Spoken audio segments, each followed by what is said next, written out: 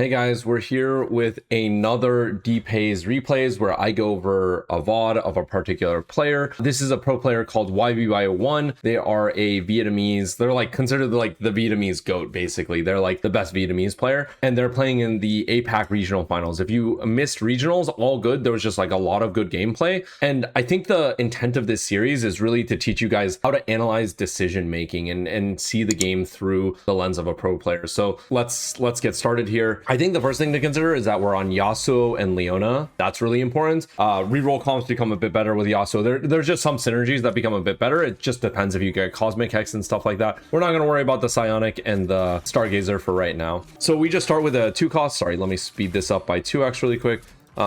Jinx is a very, very popular comp right now, so he's probably going to have to wait and see until what he gets, right? So the early game should be quite straightforward. I'm going to pause here just to let you know what this is. I translated this for you. This is at combat start based off your Arbiter level for the first one. This one is attack 3 times, and this one is based off of your interest. So I think here with Diana, it's pretty reasonable to get the attack one. You also have Diana and Jinx. So no matter which way you go here, Leona Prince is really the only one that we're considering, I think.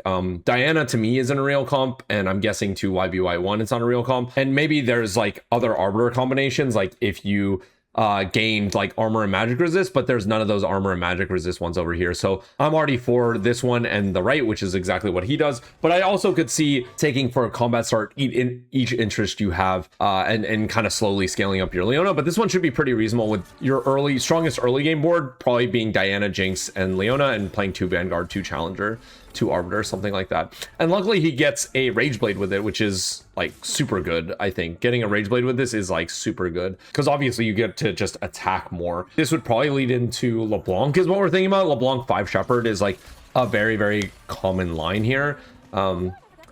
The sword is interesting. Again, I don't think Diana is a real comp. And they just sell Urgot here because their direction is always this. Like, I think people might like Urgot as a unit, but you just hold multiple directions. At least this one, you can high roll Gnar.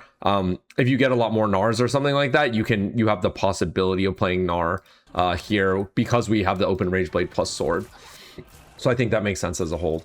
I think immediately here, I'm thinking about 2 tanky, but the thing is with 2 tanky is that with a rod, you really don't want to play 2 tanky. I could see just playing 2 tanky anyways, but I think like they're thinking, oh, my Diana start is so good. I have a Rage Blade Slam. This is going to be a lot better. I think a lot of people would instant click 2 tanky here, but with rod, open rod, trying to think about the conditions of your comp is really important. And really it's more of an Ornn comp. The 2 tanky comp is more of an Ornn comp than a Samira comp. So you'd really, really want to have more Ornn components, and rod is completely dead in the comp. You can't like Crown Guard, Gunblade. The best rod item there could be is probably Morello, which is not good on Samira, Ornn, and really is only good on Nami, but you need to itemize your first carries first, meaning Ornn and Samira, and we only have 2 components for that. So I like the flip here. I personally think concentration makes a ton of sense here. We can print Leonas and then maybe go GS here, but we wouldn't have a great slam here. It's kind of awkward, but I think concentration is pretty reasonable. Because we can get Leona print and just play for backline, but I like concentration a lot, but it kind of depends. They opt for bodyguard training, which I think is really interesting. I still think they're thinking about Leona. I could be wrong. I think they're still thinking about Arbiter. I have reviewed this game, so I do know what they end up doing, but like I think in your head you're always thinking about options, but I think here they could be thinking about playing into like Yi or something like that, but Rageblade already kind of speaks to me that they don't want to. Rageblade is such a good early game item though that they could end up still on it. They could end up still on it. So I'm not completely sure what they're thinking. It kind of depends on the next shops, but if they got Prim, it'd be fine. But I think here it's pretty likely that they just want to end up more in that LeBlanc shell basically. Is where I'm at with it. Probably should just hold on to this Meepsy just in case. Yep. Okay, cool. We're gonna breeze through the early game. I don't think we need to go through every single fight. It's not that consequential. Right now they make econ. That's good. They're just thinking about their next in. Meepsy is far away from the Shepherd comp either way. and you just need to hold your best in. You would not want to lose gold to hold the Meepsy. Meepsy comes in way later. It does matter if it's 1-star or 2-star, but it just comes in way later and isn't on any iteration of this board. Look how many shepherds we have. We have 0 shepherds. I think this is something people I see do in lower elo, like anywhere between like gold to diamond. They start holding the unit from all the way at the beginning. They're like, Meepsy goes on my final board. I want to play 5 shepherd LeBlanc. Let's put all the units on the board. The thing is, it's just not coming on the board anytime soon. So holding it is going to cost a lot of gold, and we want to make 10 here if possible. Okay. Here, this is Cosmic Hex, and this is after 8 rounds, you get an artifact. So I think here they're thinking about buffing up their Leona. They're thinking, eventually I'm going to get a Leona 3. And then here, we should be thinking about which component is like the most flexible here and what fits our board. I think pretty much it's between Cloak and Tier. I think both are good. Cloak is probably better because it's a more defensive item, and if we're playing for Leona 3, we need to get her defensive items. Tier is like flexible towards both, I would say, but it's 1 gold less. So interesting decision here. I think I would go for this one, but I'm not like too opposed. I think YBY1 is obviously thinking about it a lot as well. Cool. So they do end up Cosmic Hexing, and I think here we're pretty committed into the Arbiter line. In fact, if they were playing Diana, it'd be very obvious that they would just make BT here, but I don't think you can play Diana without a combat Arbiter. They took the Leona Prince one, so I really think they don't want to play Diana if possible. I think here we want to sell this Rost to hold some Shepherd units, reconnects. The Rost is our next in, but at the same time, you do need to hold the small shepherds. The small shepherds are like really hard to get back. Like 2-star Timo, 2-star Lysandra actually mean a lot for the shepherd. If you're playing 5 shepherd, the YBY1, the summon, is based off your star level. So it's actually really important that you hold these. And 1 costs are really hard to find. Meepsy is a lot easier to find, right? Let's look at the item drops. It's actually very not clear what we should be building here, I think. Yeah, it's not very clear what we could be building here. Obviously, I think some people think about pivoting, and I think good players know when to pivot and know when not to pivot.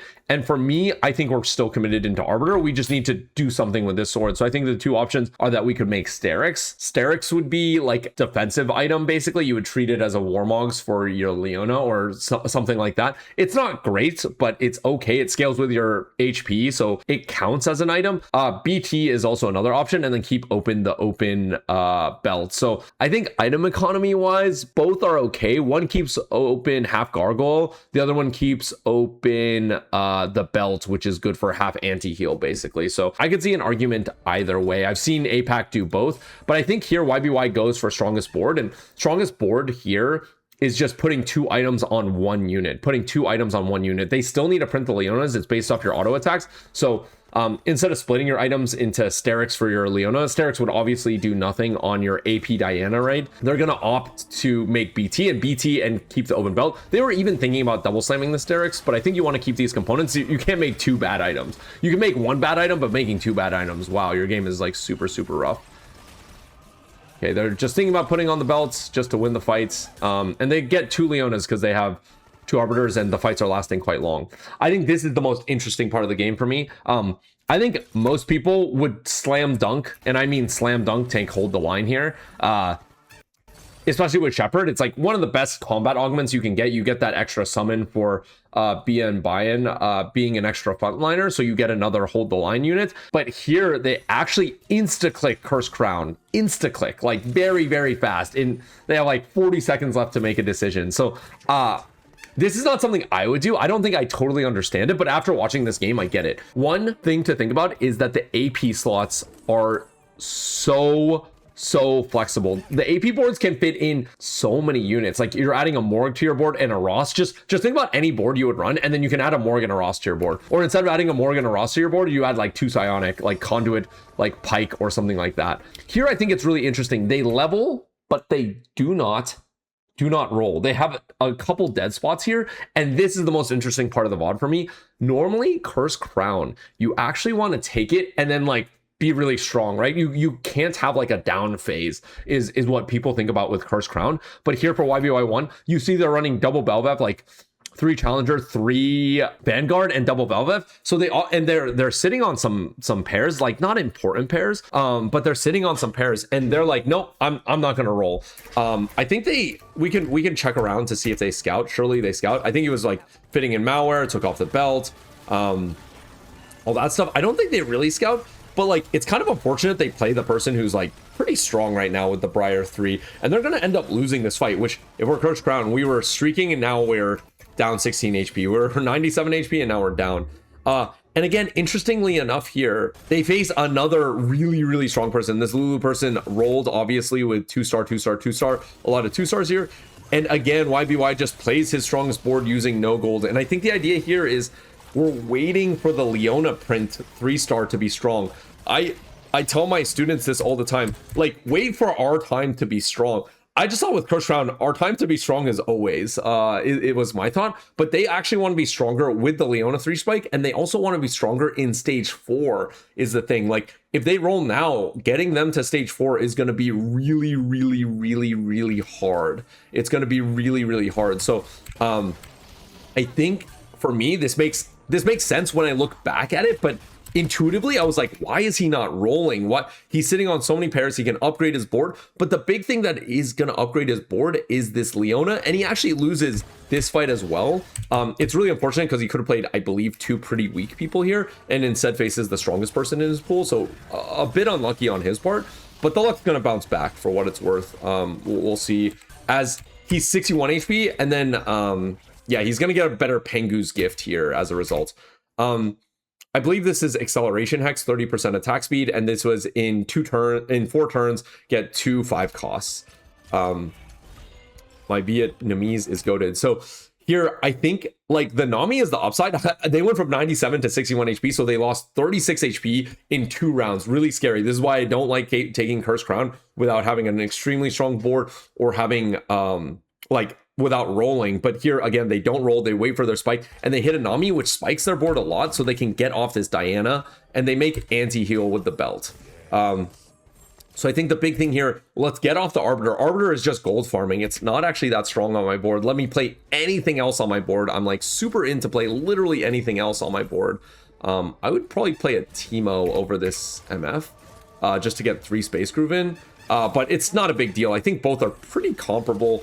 I just think 3 conduits is not that important if you're carrying the Nami, but I realize everyone does damage, so I don't think it's like a big deal, to be honest.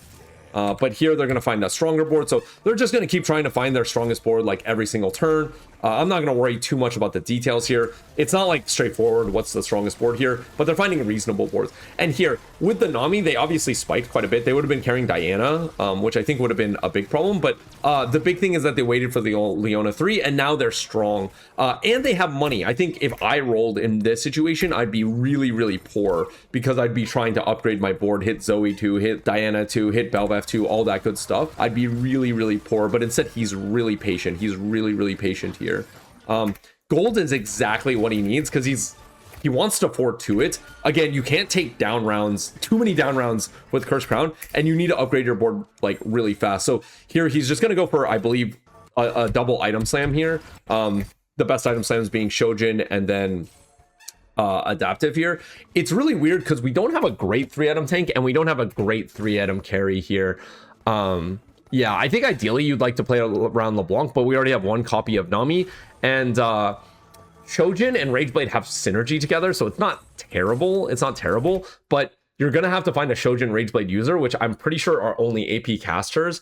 Rageblade is not even ideal, so we're gonna have to play around Nami or Karma. I think playing around this Acel would be like pretty near impossible, is the thing. You definitely want to hold it on the roll down, because any 2-star is going to be good on your board. Like 2-star Acel is still pumping out like 2k 3k damage, but our items don't match, so we really need Nami or Karma 2 is what we're thinking on this roll down, because obviously Acel is like mana locked during his conduit cast. He's channeling his spell, right? So really you need to hit exactly a caster that uses a lot of mana with these items. So hopefully we can hit the Nami and the Karma on the roll down, but that's kind of what I'm thinking in YBY1 spot, and I'm not super happy hitting his spot. Losing this round, again, -16. I really want Econ here if possible, because we just need to hit the board. I needed like 2-star LeBlanc. Unfortunately, we don't get offered that. And good news is we get plus 10 goals from the Echo Boon. He goes for Ascension, which makes a lot of sense with his board. We have a really strong Leona. We have a Giga Leona. And then also, none of these other augments make too much sense in his spot. Cybernetic Uplink, we don't have a ton of items. And also, it can't complete an item right now. And Ascension is a really good combat. So here, they obviously high roll a bit, hitting Blitz and Sona. And they think about playing Graves. YBY1 thinks about playing Graves here, which I think is pretty interesting. They end up on a 5 Shepherd board, keep going back and forth between 5 Shepherd and 6 Vanguard here. And then they end up somewhere in between. This is kind of awkward. I think the thought process is that Graves 1 might be my carry for a very, very long time. I just don't know if we have the items for it. Shojin is really good on the power Graves. Rageblade's not so good. You really want some like... Shojin and Rageblade do the same thing. They generate a lot of mana, but you might want more than just mana. You might want more than that. So waits to put on the Disrupt. I like that from him. But I'm really scared, and I don't really want to play around this Graves, but I'm really risk adverse towards Graves. I think I would need a better spot where I could scale up, because he's going to be not good for a very, very long time, and I just don't know if I can handle that, to be honest. So I personally wouldn't be playing this Graves. He does go Power Graves. We do high roll the Nami too, and I think at this point, like, I'm really out of the Graves. Like, I don't think my Graves items are coming anytime soon, so I would just much rather be playing my strongest board here, which would be Rostin over Graves. He's doing nothing now. I think he's just keeping the option open. But yeah, I'm not that keen on keeping the option open. This Nami 2 is a giga high roll. I think this lobby is like... APAC loves playing around Nami, especially around Space Groove and in the AP Flex line. They love playing around it. But hopefully you see that with this board, we have a lot of synergy. Sorry, just going back. We have Bodyguard training on Vanguards. Vanguards don't have any... they don't have any armor or magic resist naturally, right? We have Curse Crown, which is durability, 4% durability, and lots of slots. So lots of slots means everyone's benefiting more from training. And then Ascension synergizes all of those together. We have a really good front line, and then our back line can scale into these fights, right? And my backliner, I found reasonable items for him. Best items, no, but reasonable items, yes. It was Storm Hex, who Nami is a great applier of that, and this is gain 2 gold a turn for the rest of for each round. I think it's slam dunk left here. This is more power now. You also get 8 gold from Yasuo, from the Yasuo boon, and then these become, you know, 50% stronger as well. So it's going to be like a 2.5 second stun, and your Cosmic Hex is going to be even buffed up after that. So yeah. Again, here, I would give up on the Graves, especially all these cost money. I'm just giving up on the Graves immediately. Is my opinion. We could also go over the Pengu's gift really quick. Yeah, I think you just want to take the damage one. So that was between Glove, Cloak, and Tear. Tear makes some amount of sense to go into Void Staff. I don't hate it. Glove also is really offensive. I think Tear might be okay, but we have a lot of mana gen, but you might want to get the Void Staff. So I think I would be more in favor of Tear. Let me look that back really quick. I think it's Slam Dunk left here.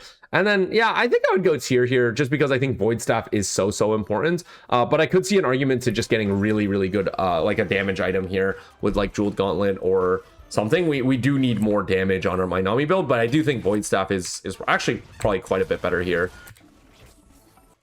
They actually go for 3 out of Nami here to just get the Storm Hex casting as much as possible. I think he's debating whether or not to reforge this. I could be wrong.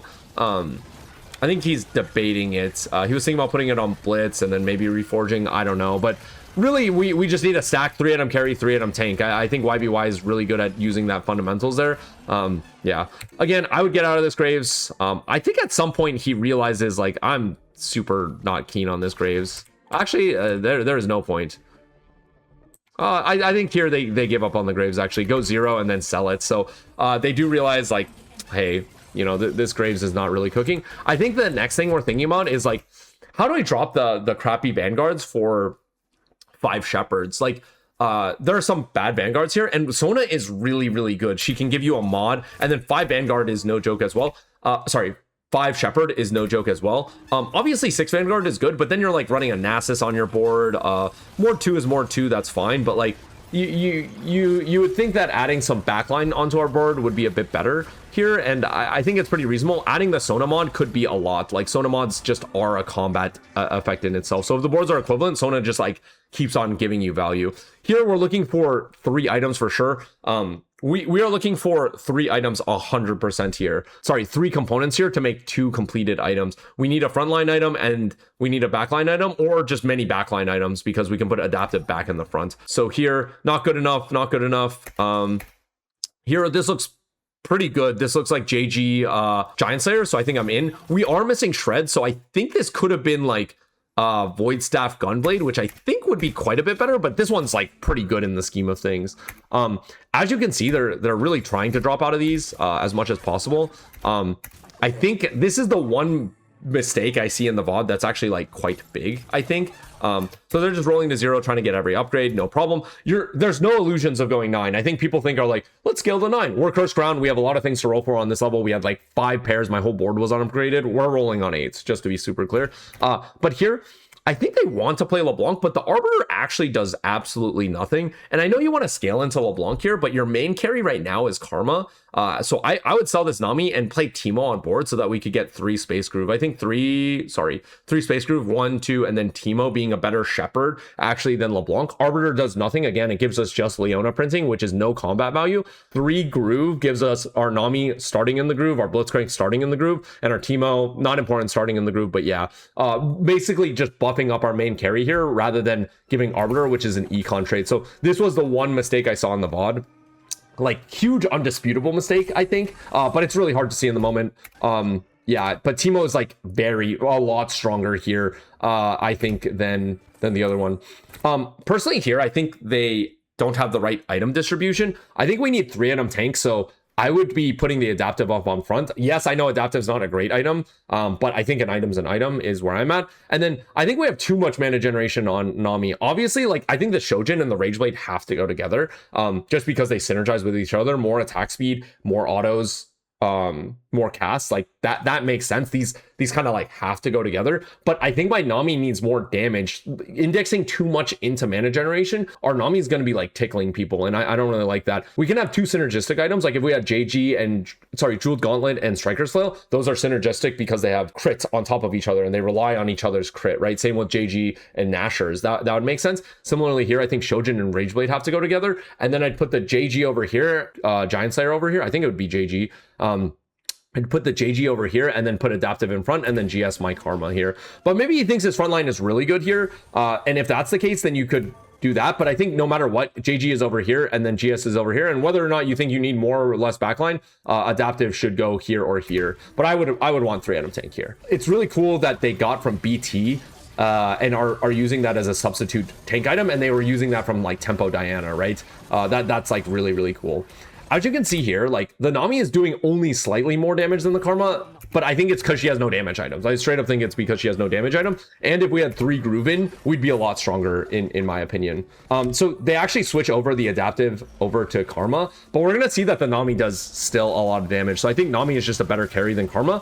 But whenever you have 2 carries that are the same star level and you have like the same level of investment into them, like here, we have 2 Voyagers, good enough. 2 Darkstar. Darkstar is like a selfish trait, or not a selfish trait, a team trait. So I think we're investing a little bit more into Nami, especially if we had the Teemo in here. But I think Nami is slightly better than Karma, so I'm going to put my best items on my best unit. But sometimes it's about the best distribution, and I think distribution matters when they're equal, when they're providing an equal amount of damage, which I think they are roughly here.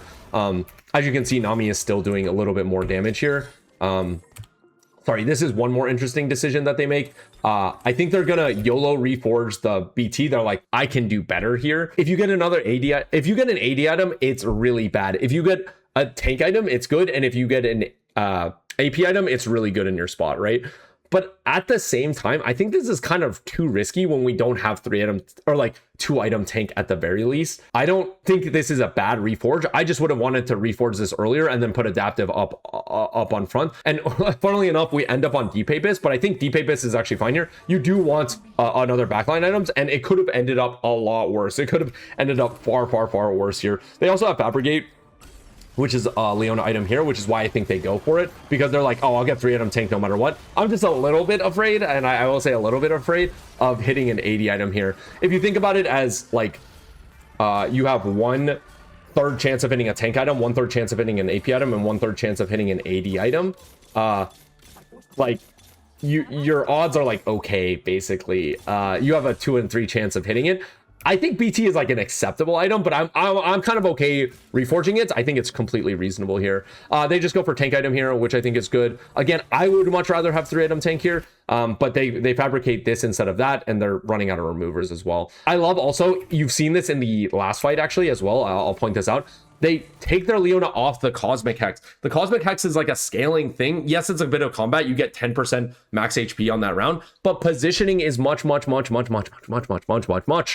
important. And I think people confuse this all the time. I think this is especially useful in Yasuo hexes, but just in general, positioning is more than these hexes are worth sometimes. I don't think we're ever taking a unit off the Storm Hex, but you know, if we had like some great applier of it, like let's say Jin, who could apply whole board, I could move my whole board to the right if it's better for that fight here. And I would say here it is a diff that they start more on my Leona, and my Leonas our tanks equally share. If you haven't seen my video on positioning, this is like a really key thing. You don't want your main tank to die last. You want your main tank to die like one of the first ones, and you want your front line to all die roughly around the same time. And that's exactly what you do. You put your best main tank on their strong side. So he's going to keep tricking people. I think people aren't like really looking, to be honest, but I'm always going to move my Leona right here. This is Brace, puts the Karma further away. I like that. You can see that other people are doing the exact same thing on their side, because basically people are stuck on whichever side with the Hex, but then they can move around the other one. So they're starting on this main tank. Similarly, we're starting on the Rammus, but Cayenne is starting on Leona. So it's kind of a wash here. It's going to be a basically front to back fight here, which YBY1 does win. We're going to keep looking through. I'm going to imagine that we go for tank item, or we have one more remover. We can move adaptive to front, but I think he doesn't really want adaptive on Leona. I think adaptive is not that good. I think Crown Guard or Vow are both really good. I'm not sure which one is better, but I'm going to trust YBY1 that for whichever decision they make. They both scale off max HP, which is great for your Leona who's been stacking this whole game. Sure. I don't think it's a big diff. As long as you make a reasonable decision, I think that's all that matters. So again, Brace plus perfect side positioning. They also perfect side him because he doesn't feel like he can move with the Storm Hex given his units. Not many great Storm Hex appliers other than Nami, who splashes around and stuff, but at least the Leona is in perfect positioning. So it's basically a front to back. You're starting on the strongest unit, they're starting on your strongest unit, and everything else in between. But we're ascending into these fights. We have triple combat, and we hit the whole board 2-star 4 cost. You don't need Sona 2, you don't need Bard 2 to win the game or do really well. You do need strong units though. 2-star 4 cost you'll definitely need by stage 6 especially. Again, they're gonna do this, sack the Cosmic Hex. This person is stuck on this side with the Jinx, so they're starting on our main tank, and this fight's going to be incredibly close. But every single one of these, I'm telling you right now, is a positioning diff. All these fights are going to be a positioning diff. It is so close, so incredibly close, and at 17 HP he is absolutely 1 life. So here I think he's just rolling to deny Blitzcrank, maybe hit Sona 2. There's no illusions of going 9, right? It's last fight. So he again is going to try to position here, but he actually gets juked completely. Ironbog's been seeing, he's catching on to what YBY1 is doing, so these are really good players. They're catching on for sure, and he's not beholden to any hexes. Ironbog is not, so it's totally fine. But we still win the front to back, and in this last fight, just as a big spoiler, second to last fight, same thing happens again. In the second to last fight, they hit Blitz 2, so the game's pretty much over there. The fights were close, but now they're not going to be close with Blitz 2 and in the Space Group comp. So hopefully this game you see that the augment choice that YBY chose here was really interesting, but they played a pretty fun and interesting game, and they spiked according to when they needed to spike. They spiked according to when they needed to spike throughout the game. They did not panic roll in stage 3, and they really just sent it on stage 4 to be strong in that stage. So they thought my time to shine is right when I hit this Leona 3, which is on this turn. Now I'm going to be strong. They even sacked 36 HP from 97 to 61 to be strong at that moment, and they never let up on trying to be strong from then on out. And then also, don't get stuck on Biss. This guy was carrying a BT for a really long time, a Sunfire Leona. Like, he was just doing the best he could with the items he got dropped. I don't think anyone in this game would have been like, oh yeah, he got really lucky with the item drops. He got dropped 2 swords playing AP. No, no, no, no, no, no. He did not. He did not. He made do with the best he could, and he found the win cons. He found the good things about his board, and like hitting this Nami 2, obviously exceptional. Obviously really exceptional because we only can play around a caster with these, and I think he played really, really well. The only thing with like the Teemo on the board, but that's really, really small. And you see how good these players are that they're even still making mistakes, but they're beating like really, really cap boards. Like Ironbog was level 10 Blitz 2, and the board was comparable, I would say, really, really comparable, and he beat out every single other board in the game. So if you're saying I can't do anything in my game, like my games are too tough, let me tell you, these guys are still making mistakes in their game, and all they're doing is just playing 95% accurate TFT. You don't need to play perfect TFT. In fact, I think playing perfect TFT is impossible. Don't put that stress on yourself. Just try to make reasonable decisions throughout the game that make sense according to your comp and to what you have currently on your board. That's all TFT is. Thank you guys for watching. I'm really passionate about this. I think it's so interesting, TFT. I'm learning still at the end of the set, not just about the set, but about core concepts. So if you guys want to learn with me, please like and subscribe this YouTube video. And if you guys want to learn with me as I learn the new set for set 18, which is coming out in about a week on PBE, please check out my live stream on Twitch or on YouTube. I stream, you know, most days basically, so catch me there. Thank you guys all for watching. I hope you all have a great rest of your day.